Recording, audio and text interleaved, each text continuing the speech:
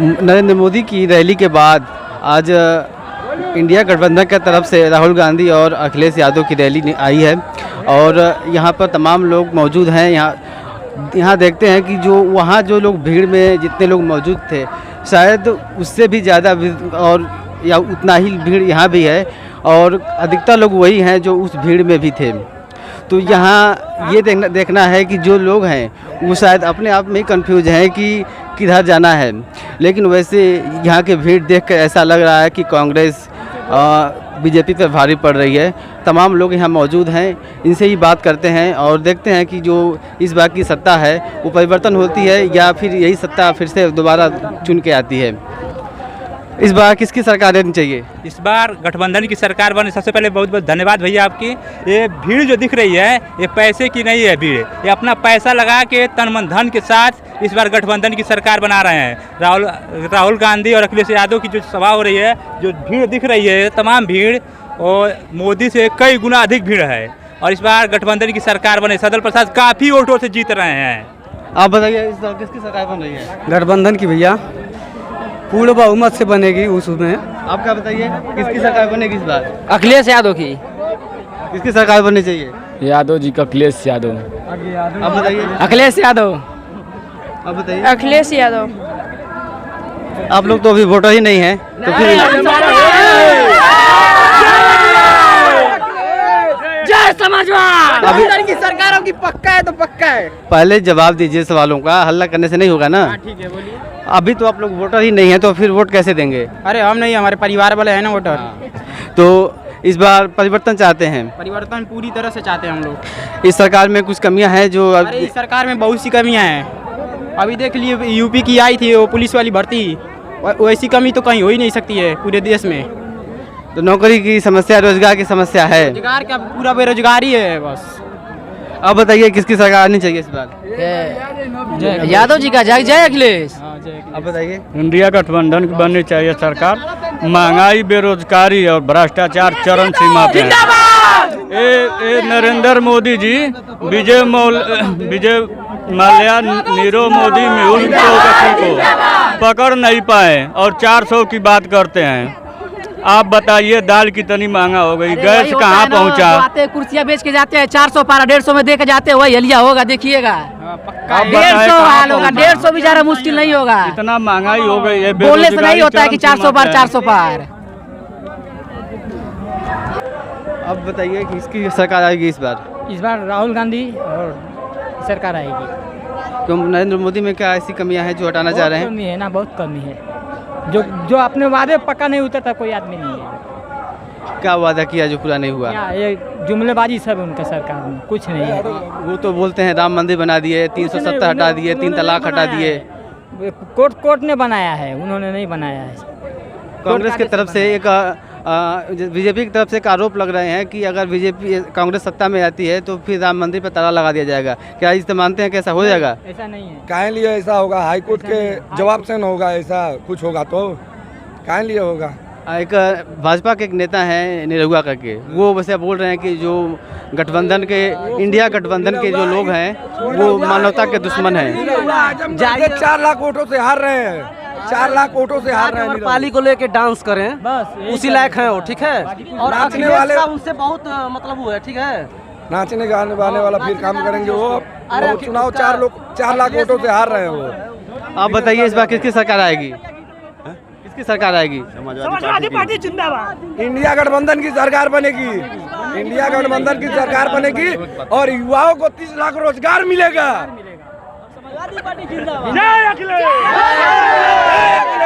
अब बताइए इस बार जो सरकार का बदलाव के लिए इतना वो हो रहा है, क्या बदल जाना चाहिए सरकार को कि रहना चाहिए? इस सरकार को 5 साल पहले ही बदल जाना चाहिए था, ठीक है। जब सरकार बीजेपी की जब आई तब उस सरकार को 5 साल जब राज किया उस समय ही लोग को जागरूक हो जाना चाहिए था कि 5 साल में ही लोग को जान जाना चाहिए था कि ये सरकार को हम बदल दें। पर अंधभक्त जिसे कहते हैं ना, वो बहुत ज़्यादा है मोदी जी के, ठीक है। और इस साल पता चलेगा मोदी जी को कि कौन है और कैसे लोग हैं। अच्छा, ये जो परीक्षाएं बार बार पेपर लीक हो जा रहा है, इसका जिम्मेदार किसको मानते हैं? इसका हम सरकार को मानते हैं, और सबसे ज्यादा इसमें हम आपको एक बात बताते हैं, इसमें सबसे ज्यादा योगी जी का हाथ है। ठीक है, ये जितने भी एसपी एसओ के लड़के हैं, इन सबको पास कराने के लिए पेपर लीक होता है। इसके पहले जब मोदी जी की रैली में हम लोग गए थे, वहाँ वो लोग बोल रहे हैं कि पेपर विपक्ष लीक करवा रही है, इस पर क्या सुने? अच्छा, विपक्ष लीक करवा रही है? आप देश के प्राइम मिनिस्टर हो और आप सब कुछ करवा रहे हो, ऊपर से नीचे सब आपके हाथ में है, और आप देश मतलब अगेंस्ट पार्टी आपकी कैसे पेपर लीक करवा सकती है? अब इलेक्ट्रिक बॉन्ड्स का बात रहा तो विपक्ष पार्टी ने वो भी लीक कराया ना, आप बोलेंगे यही? तो जो सब कुछ हाथ में है, सब योगी जी के हाथ में है।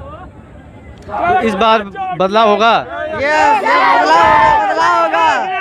बदलाव चाहिए, बदलाव चाहिए, बदलाव तो होना ही चाहिए। इस बार क्या चाहते हैं, सरकार बदलनी चाहिए कि जो मौजूदा सरकार है वही रहना चाहिए? नहीं, बदलना चाहते हैं, सरकार को एकदम बदलना चाहते हैं। क्यों, क्या कमियां हैं सरकार में? सरकार में बहुत कमियां है। सरकार नौजवानों को देख रही है और ना ही धंधा वालों को भी देख रही है। जो बीजेपी के समर्थक हैं या जो सत्ता पक्ष के समर्थक हैं, वो ये बोल रहे हैं कि जो युवा हैं उनमें कोई स्किल नहीं है, कोई टैलेंट नहीं है, इसलिए नौकरी नहीं मिल रही है। इस पर क्या बोल रहे हैं? खाली भाजपा की सरकार वाली तबे टैलेंट नहीं है, पहले टैलेंट रहा। ये सरकार निकम्मा सरकार है। इस समय परिवर्तन जरूरी है। कांग्रेस का केंद्र में सरकार हो और राज्य में अखिलेश यादव का सरकार हो, समाजवादी का। अब क्या चाहते हैं, किस किस का होनी चाहिए? अब की बार फीस बदलाव बहुत जरूरी है। आप देख ही रहे हैं कितना जनता, देख लीजिए आप कितना है। बिना परिवर्तन को कोई आएगा नहीं यहाँ पे, कोई आ नहीं सकता बिना परिवर्तन के ना। गर्मी इतना तेज है, देखिए हालत देख लीजिए मेरा, कहाँ से मैदान जानते हैं, कौड़ीराम से चल के आए हैं, कौड़ीराम से।